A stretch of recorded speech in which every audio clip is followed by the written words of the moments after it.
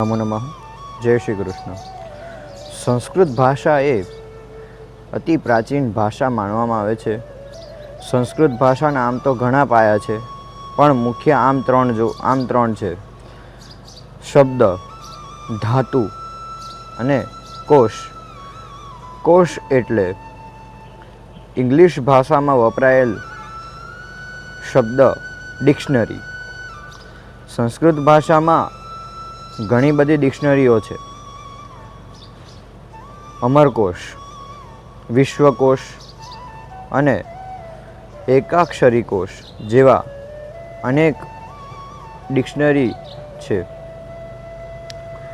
અમરકોશની વાત કરીએ તો અમરકોશના રચયિતા શ્રી અમરસિંહ છે અને તેમની રત્નપ્રભા નામની ટીકા છે.